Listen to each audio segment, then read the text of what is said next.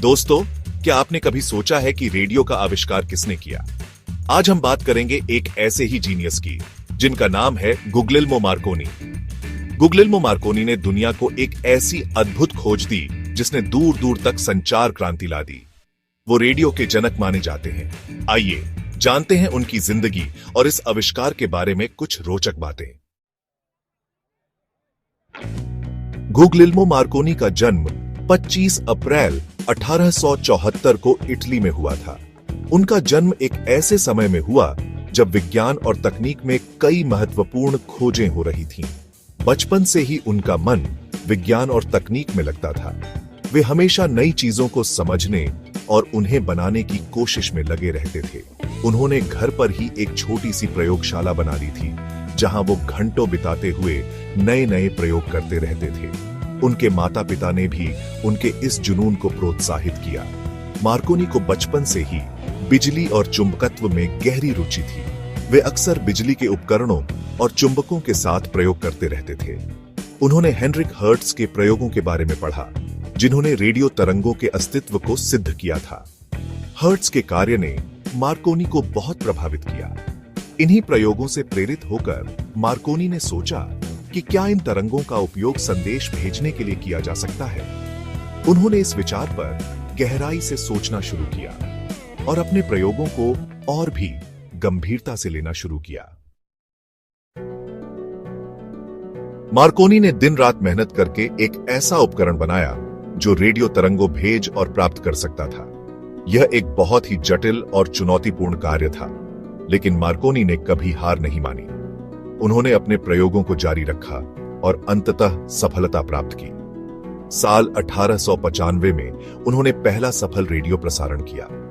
यह एक महत्वपूर्ण मील का पत्थर था, जिसने संचार की दुनिया में क्रांति ला दी। यह प्रसारण कुछ ही किलोमीटर दूर तक हुआ था। हालांकि यह दूरी बहुत अधिक नहीं थी, लेकिन यह एक बड़ी उपलब्धि थी। यह एक ऐतिहासिक पल था जिसने दुनिया को बदल कर रख दिया। इसने यह साबित कर दिया कि बिना तारों के भी संचार संभव है।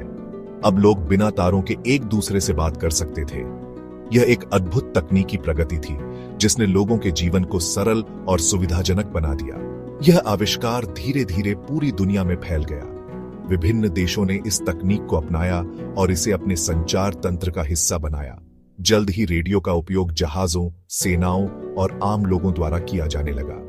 यह तकनीक हर क्षेत्र में महत्वपूर्ण भूमिका निभाने लगी।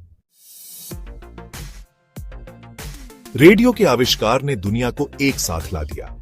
यह एक ऐसा माध्यम बना जिसने दूर दराज के लोगों को भी एक दूसरे से जोड़ दिया।